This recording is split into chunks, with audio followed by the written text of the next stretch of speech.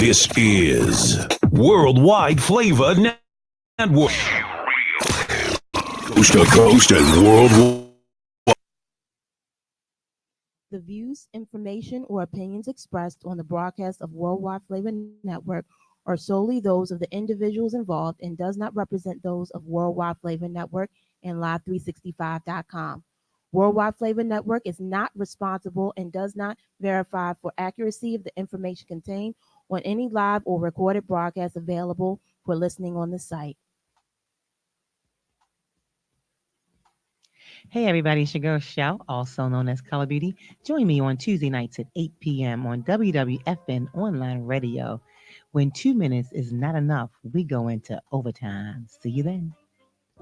This show is being sponsored by Worldwide Flavor Network. If you are looking to have your own radio show, come and join us here on WWFN Online Radio. Contact us via our website, www.worldwideflavornetwork.com.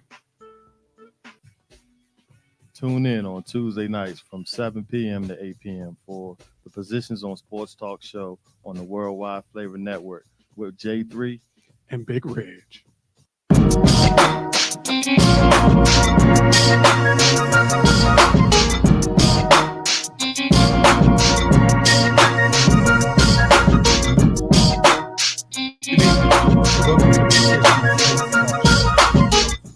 From the Worldwide Flavor Network, bringing you a sports talk show made for the fans, from the perspective of fans, presented by lifelong sports fans. We will provide our opinions and positions on the hottest topics in sports without hidden agendas or deference to any organization or team. My name is Big Reg, and I'm joined this evening by my partner in crime and brother J3. What's going on, J3? What's happening? How y'all doing? Thank you for supporting us. And we're also joined again by our good friends. What's up, Ed? How you feeling this evening? I'm blessed. Everybody good? Absolutely. Good. Welcome back, Al. Glad to have you again. How you feeling this evening, partner? Wonderful. Appreciate you having me again. Fantastic. So this evening, we're going to discuss the NFL, big injuries, week 2. We're going to continue with our year of the black quarterback conversation, hit a little bit of college football, week 3, get into a little MLB, final month push. Everybody trying to get that penny. We're also going to touch upon how fans should feel about their sports stars off the field issues. Other sports topics that may have caught our attention during the week, and of course, our final post of the evening. So relax and enjoy. Host on WWFN Online Radio. So I'm sure all y'all fellas got a little time to watch a little NFL over the weekend. First thing I want to get into is how injuries have changed many franchises. I mean, let's start off with the biggest one. Big Ben goes down with a non-contact injury with the elbow issue that as of this afternoon, doing some research and listening to a few different things, they're still not sure exactly what the issue is. Yeah, George, they're still speculating, but the whispers and the rumors and the type of injury, the non-contact injury that he had, and it sounds eerily similar to a Major League Baseball pitcher or a pitcher in general, Tommy John surgery. And Big Ben is 37 years old, I believe. Whether or not he can come back from that, I don't know. I want to see him come back, but then again, he's had a good run. So maybe let's see how the new kid does, Rudolph Mason. He was a 3rd-round draft pick last year. Many within the Steelers organization believe he had a 1st-round grade. He looked good last week, actually, except for one errant pass that bounced off the receiver's hand and got intercepted. I think he did a good job for himself. So we'll see. They fly out to San Francisco this weekend, and we'll see what happens. I think with Big Ben, I think it's definitely age. I don't think it's his health. I think because of the fact that he's been playing for so long and he's taken so much punishment that it's catching up with him. I agree with that. I think Big Ben, I think this is it for him. Age is not on your side, especially if it is Tommy John. Me being a former baseball player myself, I mean, I've never had an injury like that. I've known people who have played in the game that's had that. At an early age, you can recover from that. But at his age, it's insurmountable. Yeah, that's a 9-month recovery if it's Tommy John Almost to a minimum year. before you really start even throwing. Mhm. Now Ben says he plans on honoring his contract and he plans on being back next year. But like you said, age 37, he might be 38, and the fact that if he doesn't come back or can't come back, he can get medically declared that he can't play anymore, he still gets paid. Mm. Yeah, that's reality of it. I just think that the Steelers are moving in a different direction right now. You can see the writing on the wall. They made a trade last night for Minka Fitzpatrick from the Miami Dolphins for a first-round pick, and for the Steelers to give up a first-round pick, I've been a fan of Pittsburgh for years. I've never seen them surrender a first-round pick for no one, let alone a safety. So they're moving in a different direction. They realize maybe the time is now. Yeah, I think they're with that move. I think that's a signal that they're trying to get back to old time Pittsburgh Steelers I agree. football. Yes. We're gonna build this defense with a bunch of young, hungry, solid players and become a defense dominant team again, and rely on our running game and let the new QB Rudolph see what he can do. And this gives Tomlin a chance to really, kind of take control of the team again. Yeah. Because he's the big man on the team. And quiet the whispers of for his head. I mean, it's well known that within the Pittsburgh community, as far as fans are concerned, that no one's really satisfied with Tomlin's to this point. His supporters like to say his record has never been a losing record. So I hope he does well. I hope he shows that he is legitimate, and we'll see. The other big news was Drew Brees dropping back for a pass, throws the ball, and the one person you don't want to hit hands with is that mean man in the middle from the LA Rams. And as soon as he did that, I was like, oh, that's going to be an issue. When he tried to pick up the football and immediately dropped it on the ground, he couldn't even grip a football. That was issue. So he's supposed to have flown out somewhere today for a second opinion, but the initial thought is that he's got torn ligaments in his thumb, and that he's going to be out probably 6 weeks, maybe more. So that gives our boy Teddy Bridgewater another chance to prove that he can be a starting QB and possibly the future in New Orleans, because, Drew is 40. Well, let's just hope that they didn't blame him for that loss on Sunday, because their offense could not move the ball. And I don't know if Teddy was forcing it or if the receivers just couldn't catch it, but they just couldn't move. It's hard to come to a game when you're not part of the game. That's a hard thing to do. And then you got chemistry. You've got to build with the wide receivers. So this week coming up, you'll have the opportunity. Working with the ones all week. You'll be a part of the playbook and everything else. So let's just see what happens. I think he's going to be fine. But I agree. Let's give credit due. The Rams have a very good defense. I hear what you're saying now, but let's not take away from the fact that you getting paid to play. So you're supposed to be ready at any time. If you go down at your job, is somebody gonna step in and take your position? Absolutely. So you got to be ready. You can't sit here and because he hasn't played with the team for average time that he's not going to produce. He's put on that squad so he can produce. And he's been in that system for a year, and he's smart. Obviously he backed out of going to Miami earlier this year. So obviously, so he's smart. So it's time. I think the Saints, they should be okay. They have a lot of weapons on that team. It's different from being ready and being Drew Brees ready.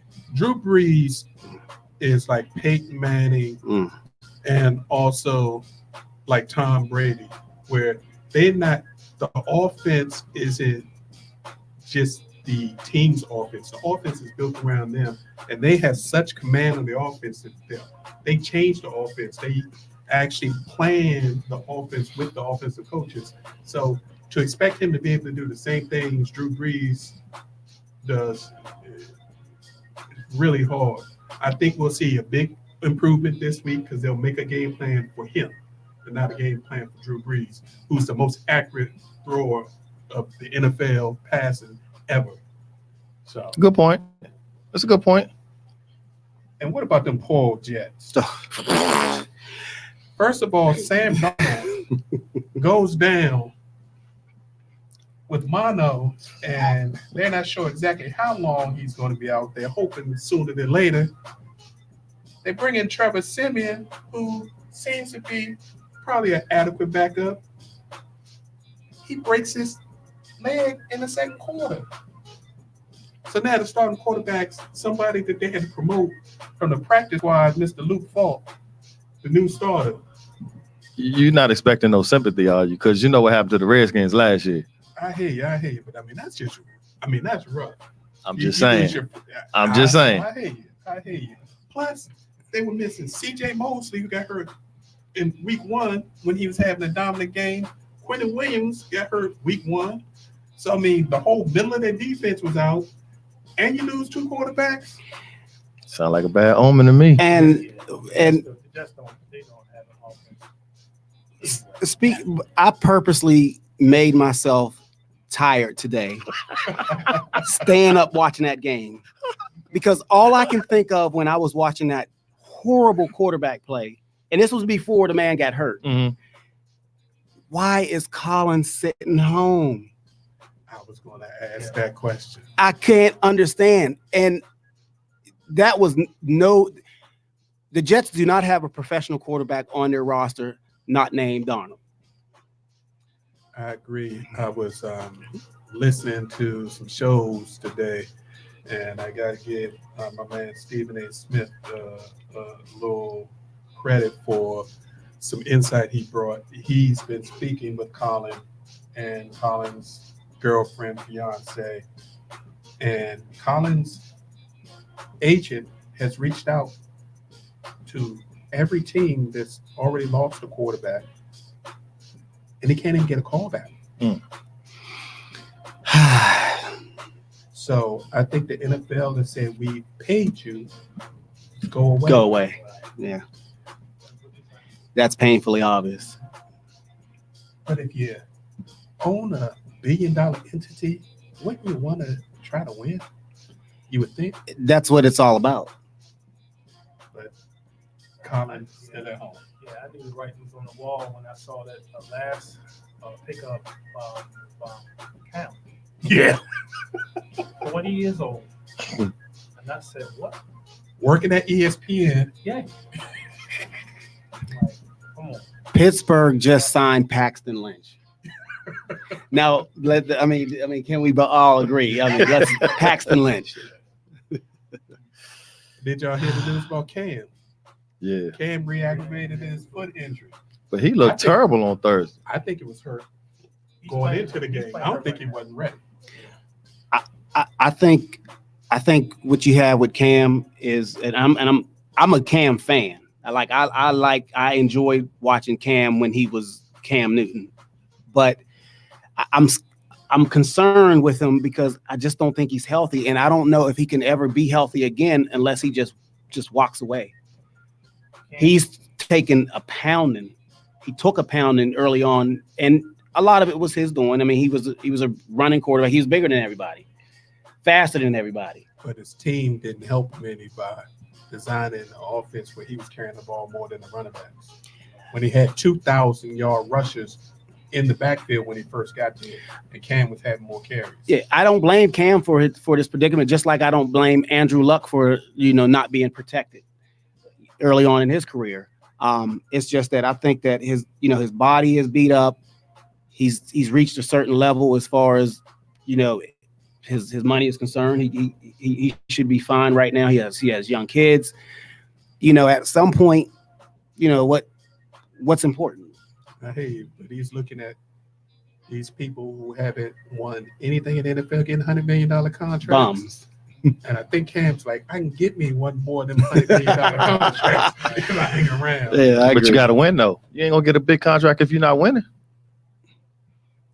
Did Kirk Cousins? Kirk Cousins got $84 million, never won a thing.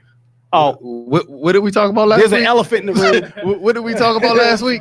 What did we talk about last week? Do you want me to go on? We have doubles. Yeah.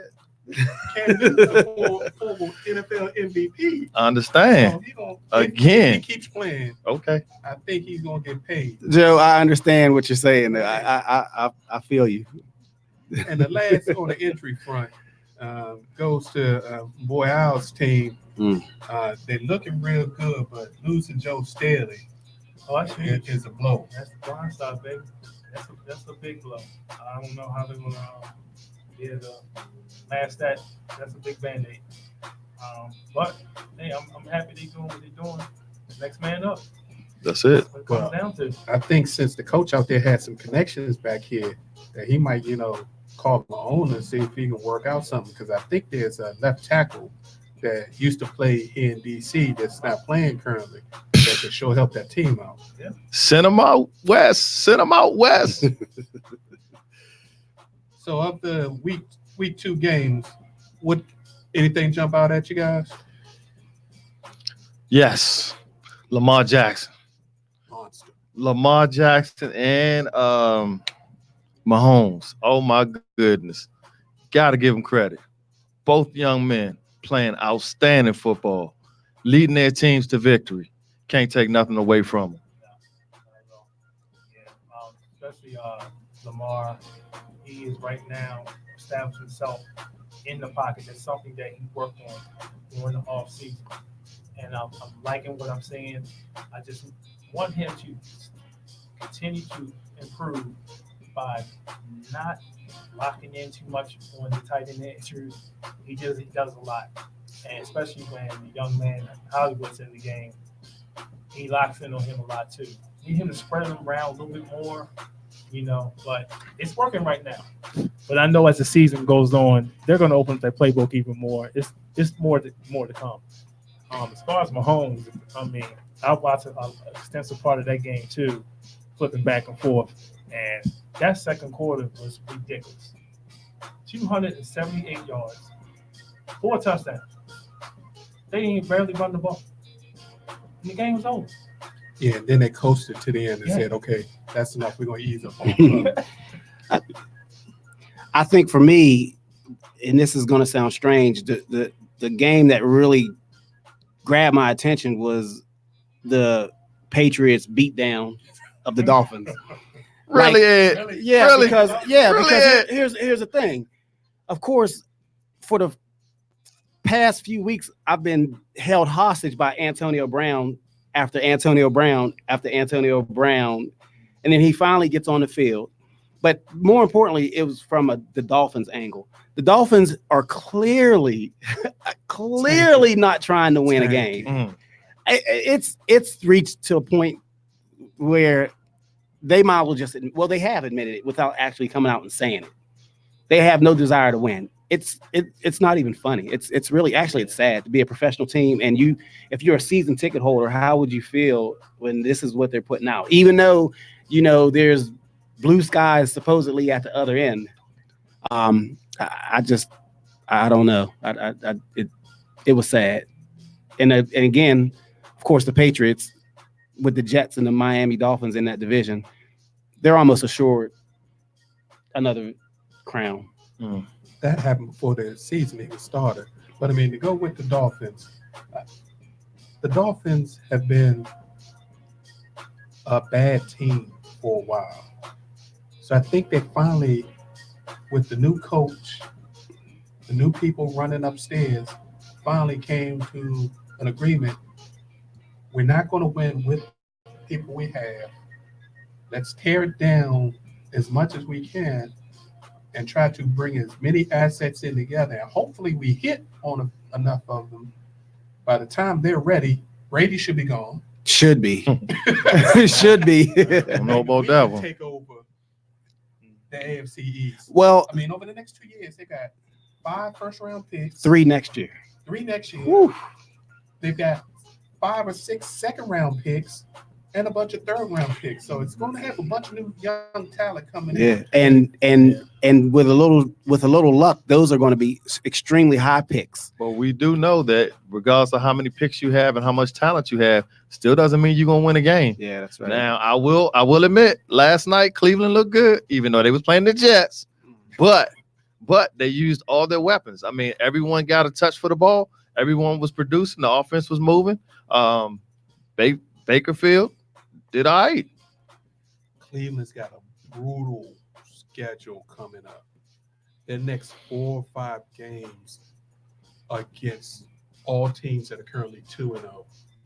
So we will see what Cleveland is or is not very, very soon. Very soon. Mm-hmm. And while they won, they got a lot to clean up. With the Ravens, touch on them again. The Ravens, I'm just so impressed with that organization, how they continually have made the offense work for everyone that they brought in. It seemed like this week they said, "Oh, you're going to stay back? Okay, we're going to let our man run a little bit." Mm-hmm. And Lamar gave him 120 yards, I believe it was, on the ground. And still gave him 24 for 37 for 272 and 2 touchdowns. He's currently tied in the NFL league for passing touchdowns for a guy who couldn't throw. Also in that game, I was actually impressed by Kyler Murray. Yeah, I was waiting to talk about him next. I really when I watched the game, paid attention to him, especially in the pocket. He does not get rattled at all. He goes through his progressions like, you know what? When I checked his stat line, one thing I was impressed with was the amount of receivers that he did throw to. It was 9. That's amazing for a guy just coming into the league and to disperse that ball around the way he did. It was great to watch. So is it good to say that Kyler Murray reminds you of what's that quarterback in Seahawks, Russell Wilson? Would you compare him to Russell? Actually, I think he's a better thrower of the ball. Yes. his Right rookie now. year compared to where Russell was his rookie year. Okay. Yes. And he's got so much command of that offense because he's been in that offense since high school. Mm-hmm. I mean, they've tweaked it in different variations, but he knows what he's doing. He's just catching up to the speed of the NFL. That's You can it. see each game, the first quarter is real rough. Second quarter gets a little better. Third quarter, it's like, oh, and by the fourth quarter, he's caught on to what you're doing. He's going to be a beast in the NFL as long as he can stay healthy, Mm-hmm. be smart, and Arizona's going to have to build their offensive line to protect him. Yes. They can't get him beat up. Yes. But that was you're right. Playing against Baltimore is a true test for any quarterback. Yes. No matter who's on that team, no matter whose last name is on the back of that jersey, Baltimore's defense is going to come ready to play. Always. That young defense Always. looks amazing. They do. Amazing. Cowboy skins. Say that. The Cowboys beat the Redskins down. But it's not surprising. We knew it was going to happen because the Redskins are just not ready to win. For some reason, well, I think it's because of the coaching. We know the reason. I say some reason. The coaching is just not doing the job. And unfortunately, it's embarrassing. I mean, it's real hard to watch because you want to root for the burgundy and gold, but Lord have mercy. Did you hear the stadium? If I was the Bruh. owner, I'd be pissed. Bruh. There was more Cowboy fans in his stadium cheering louder than his fans. How can you sit up there and accept that and let that coach stay there and that whole staff? The defense looked like they didn't know what they were doing part of the time. That's been the last 3 years, bruh. I know. And Josh Norman, dude, you're making $14 million a year. To get burnt. I Can hate you to stop say it. running beside people? Yeah, I hate to say it. He's overrated. He is definitely overrated. He's getting burnt too many times. Josh was really good when he was in Carolina because he had that front seven in front of him. Right. Difference in the world. But when he stepped out, that's why, if you recall, when he got to the Redskins, it was like a last minute. He got franchised, I believe, Right. and then they pulled the tag Mhm. and just said, "Okay, you go wherever." And so maybe they knew more than the outside knew. But the front seven makes a lot of cornerbacks look good. Well, let's also say this, that as a cornerback, you hope that you have safety help. And I don't know where our safeties are, but they definitely not back in the back. They too worried about looking at the quarterbacks, and they not doing the job that they should be doing. The whole secondary, whatever coverage they're trying to play is just awful. They play 8 to 12 yards off of receivers most of the time. The safeties are either coming too far to the box or they're spread too far wide. They just scrap the whole coaching staff, start all over. The offensive line looked terrible, too many penalties. I listened to Jay Gruden yesterday in this press conference, and all he did was complain about the defense. Not the fact that the offense only went 2 of 7 on third down, but he thinks his offense is doing fine, that it can't run. But the defensive line didn't get any pressure on Dallas the whole game at all, and that's why the corners were playing the way they were playing off. Because why would you want to press when you're not getting no pressure up front? Dak was having a field day. Then you need to send some extra people from some extra. You gotta start taking some chances. I mean, you do. You gotta have some more maybe exotic looks or something. I mean, keeping the same look all the time. I feel bad for the Redskins faithful because the city and as well as that fan base and actually that franchise. I'm not talking about ownership or coaching, but something definitely is amiss, is off. The talent, I mean, we're huge college football fans in this room, and we've seen those people perform before. Now, it's not saying that, college success doesn't necessarily translate to NFL success.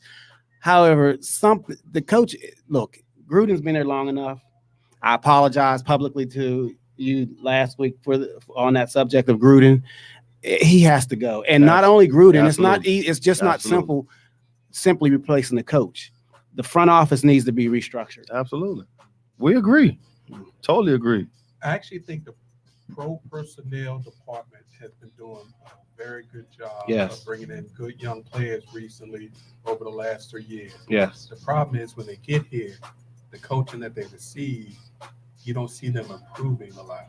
And the schemes that they're playing in don't seem to be effective for 4 quarters. They might be good for a quarter, and then the other team makes an adjustment, and God forbid that they adjust to the adjustments.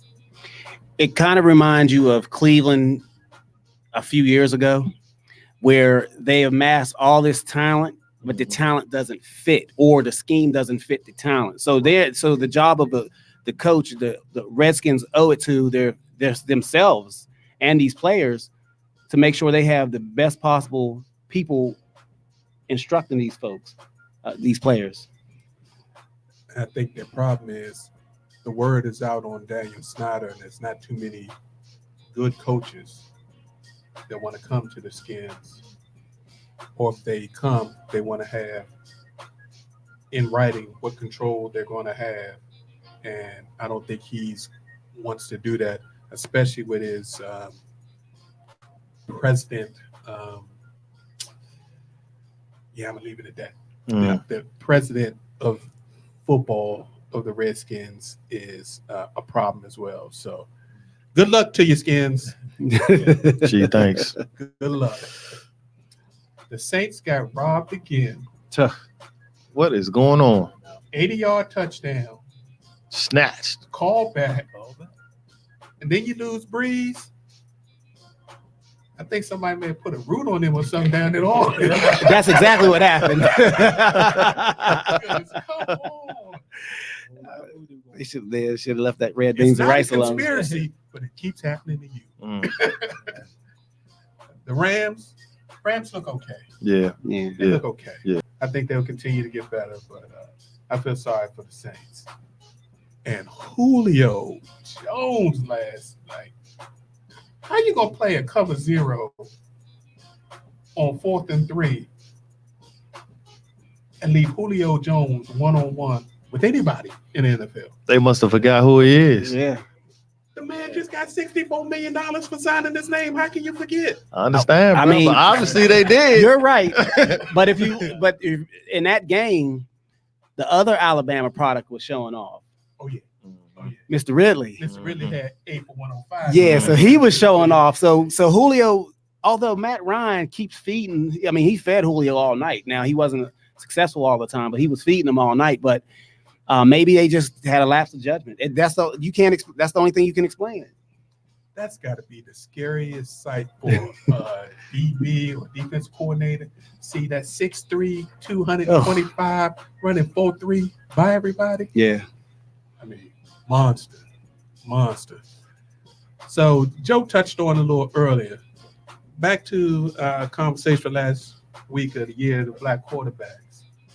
I mean, this past week, you had Mahomes, Russell Wilson, Deshaun Watson, Jacoby Brissett, Mm-hmm.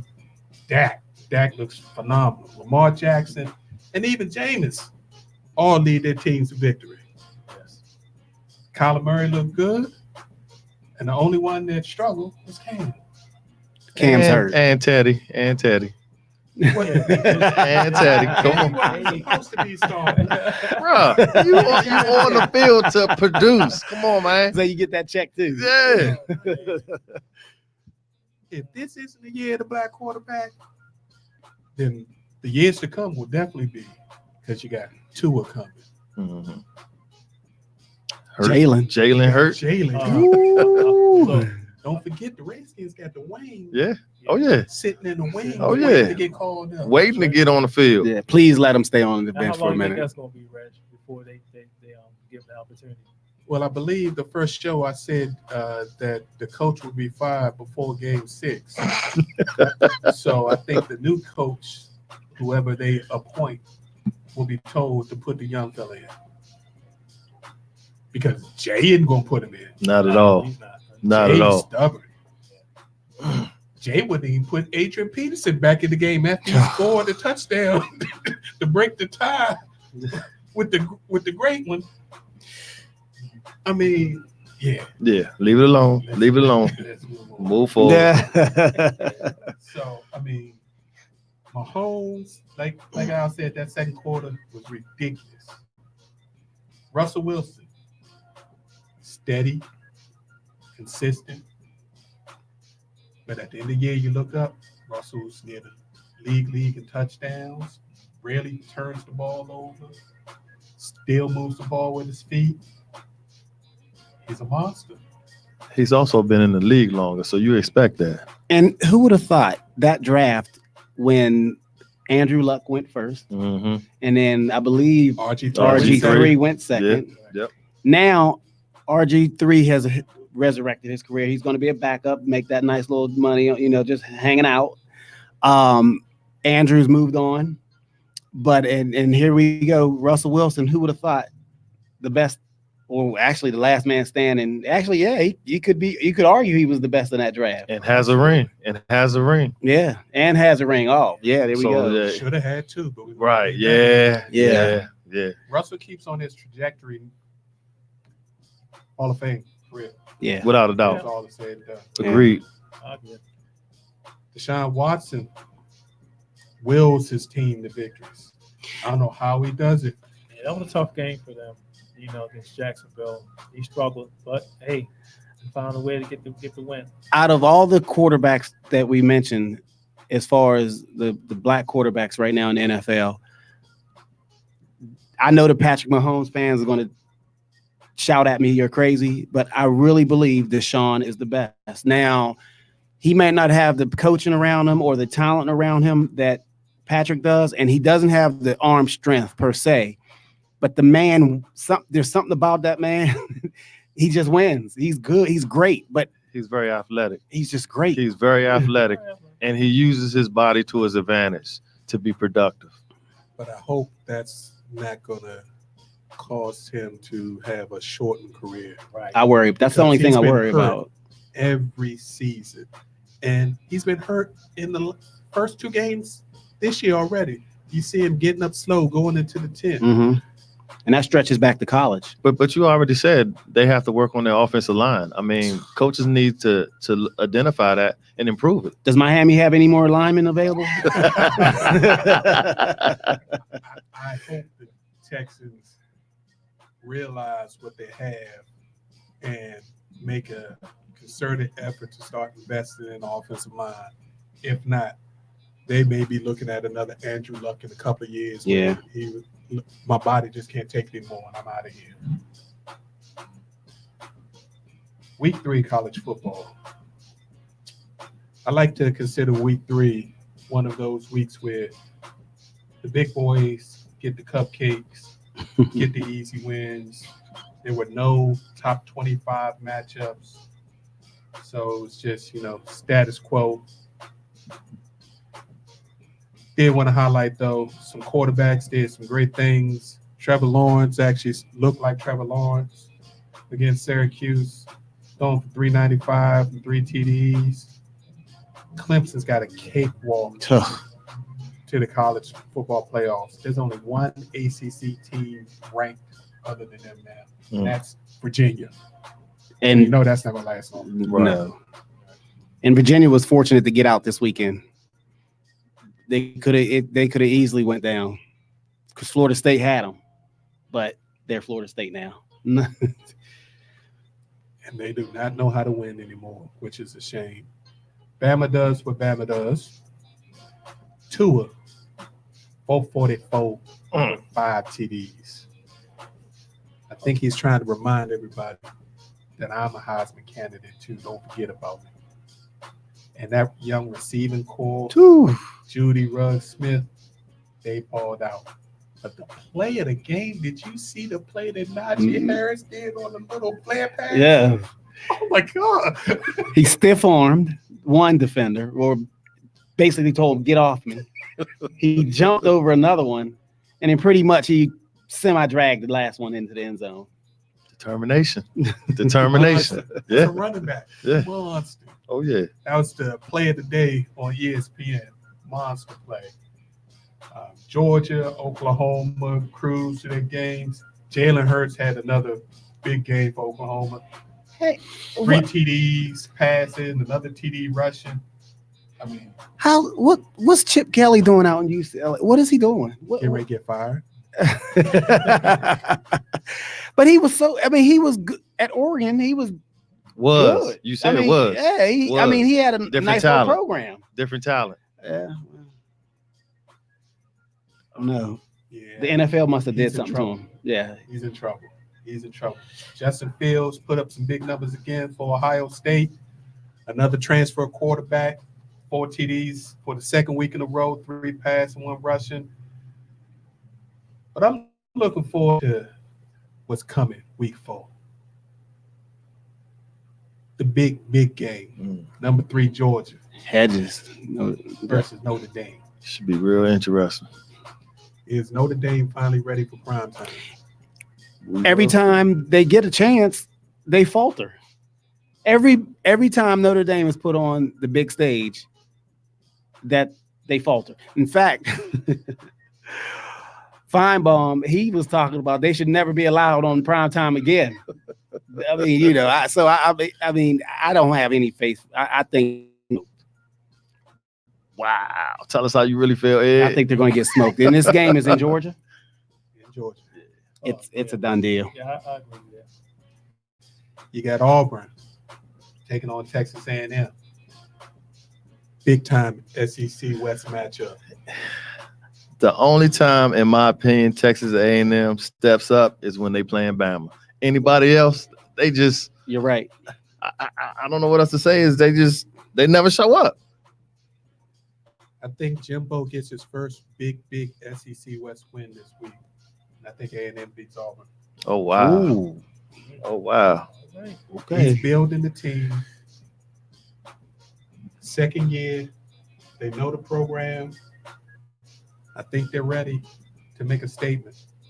We shall see. The Big Ten matchup of the week is Michigan against Wisconsin. I like the I would- Badgers. I like I'm the gonna Badgers. go with the Badgers. I like the Badgers. I'm gonna go with the Badgers. I like the I Badgers. wouldn't want to watch this game because it's going to be like you watching 1980s football.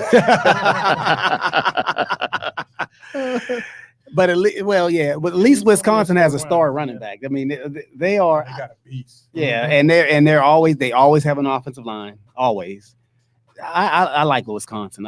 I'm just not sold, even though Michigan didn't look good against Army, but Army does that to a lot of people. Oklahoma didn't look good against Army the year before, and but something's amiss. I think with Michigan, I think they need to settle on a quarterback. They're doing this Shea Patterson and Christian McCaffrey's little brother. He's a freshman now. Right. He's they're platooning, and I don't that never works. I just don't. You have to pick a quarterback and go for it. Now, let's talk about a subject we haven't hit so far on the show, Major League Baseball. We're in that final 2.5 week push where everybody's trying to position themselves either to win their division or position themselves for a wild card. You got the Yankees with 98 wins leading the AL East. Looks like they are locked to win that. They're up 9 games over the Rays. Got the Twins with 92 wins, up 5 games in the AL Central over Cleveland Indians with 12 games left. So that still has a chance to get a little interesting over the last 2 weeks. Houston Astros lead the AL West over the Oakland A's by 8 games, so that's pretty much over. But the wild card's real interesting in the American League. Right now, Oakland and the Tampa Bay Rays have the 2 wild card spots, but Cleveland's only a game and a half back. And I think that'll probably come down to the last few games to see who's going to be the final 2 wild card teams in the AL. What do you guys think? Oh, there's no doubt that's exactly what's going to happen. Only a 1 game push. It's going to come down to the last week, and the pitching staffs will pretty much going to decide that wild card spot. It's hard to say with the way it's going to go right now, but not to deviate from it. But as far as the American League setup, it's pretty much a 2-team race in my eyes with Houston and the Yankees. I agree. I see them two probably meeting again. Last year when they played, both teams held serve on their home court, and the Yankees won that series 4-3. But I'm not going to give too much. I won't get too far ahead of myself with who I predict is going to go to the World Series. But we're going to wait because the wild card is vital and very important. Because make no mistake, there are teams that are in the wild card, even though it's just a 1-game series. A team can get hot and they can make a run. I've seen it happen too many times over the years. So it's not always the same teams that make it. The Yankees have been World Series, in a while. They got the young talent, but they keep knocking, but they haven't gotten there yet. I say Oakland is the wild card, and I say Houston represents the American League in the World Series. It was nip and tuck, in my opinion, between the Yankees and Houston until the trade deadline. Greinke showed up in Houston. They have a staff second to none from top to bottom. In the playoffs, who has the pitching usually wins. True. I'm gonna go with Houston in the American League. I think Houston may have the edge, but those bats that the Yankees have, and considering all the injuries they had throughout the year, Yes. still Yes. to be fighting for the best record in the American League. Well, they definitely have super impressive. the manager of the year. I mean, I don't know how they did it. I don't know how they did it. That's called Has- farm system. Has Stanton even played this year? Not much. Yeah. Play. And that's a valid point, and that's something that I want to get into, not now, but another day, to talk about the Yankees as far as them making it to the World Series. Well, I think they're not going to go.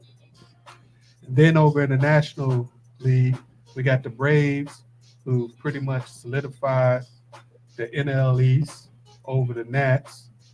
The Cardinals have the closest race left for a pennant. They've got a 2-game lead over the Chicago Cubs, and only 3-game lead over the Brewers with 12 games left. So that's going to be a dogfight until the final week, possibly the final game. And then the Dodgers have just been doing what they've been doing for the last few years, dominating the NL West. Best record in National League.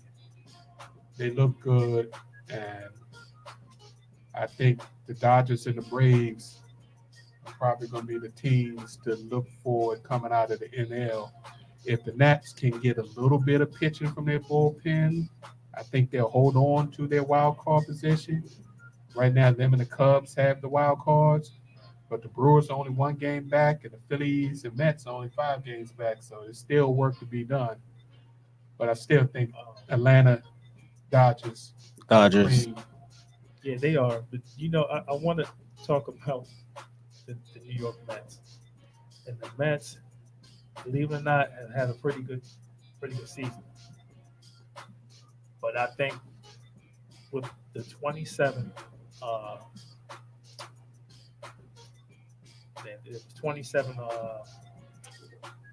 relief outings that they blew has cost them not to be in the position that they should be in.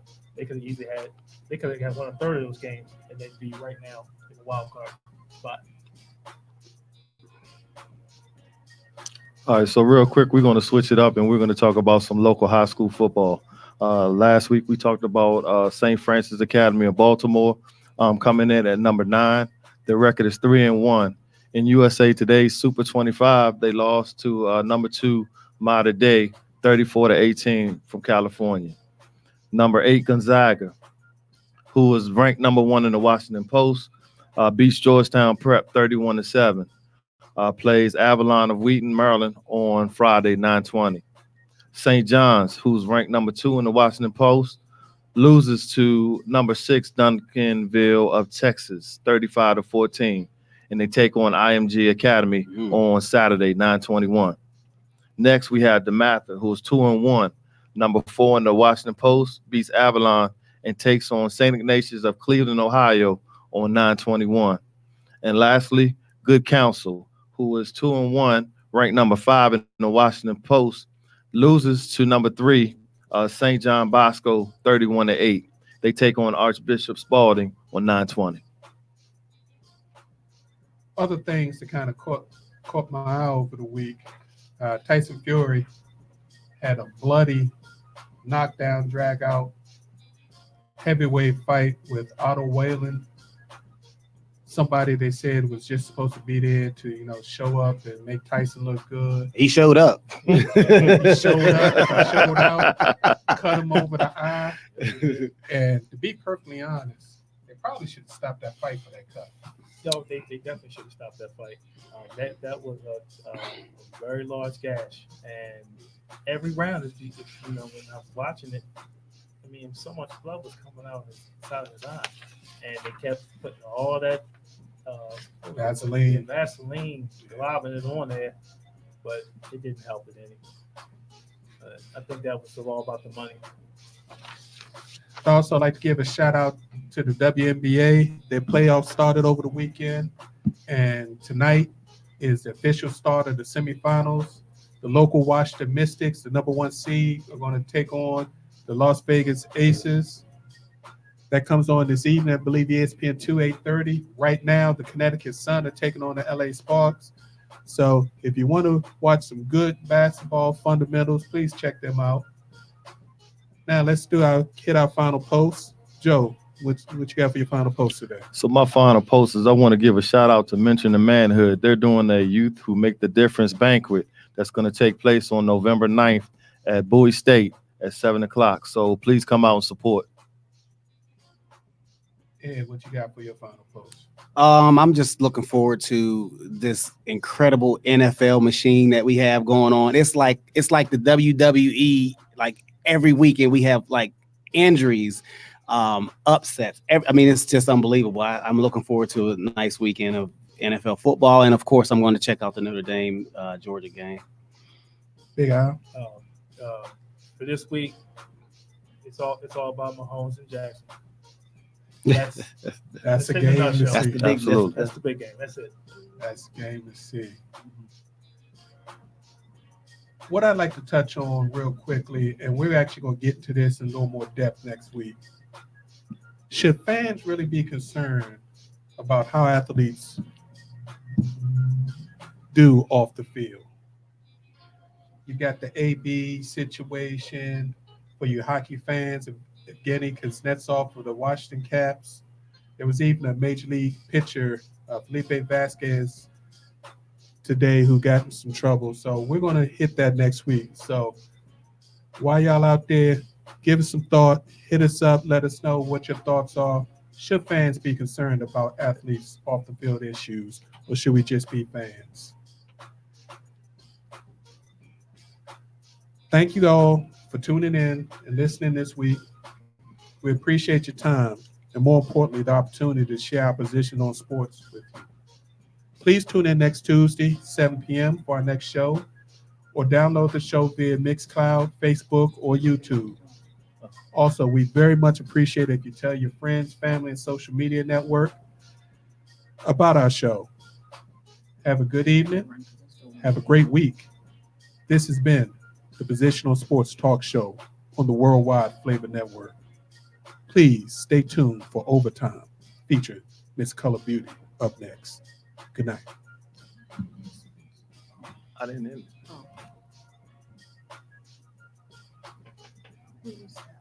Okay. I'm sorry. I thought it said him. I thought you had clicked it. Mm. I didn't want to do that. Mm. So, let me put it in. It's still there you go. I got it.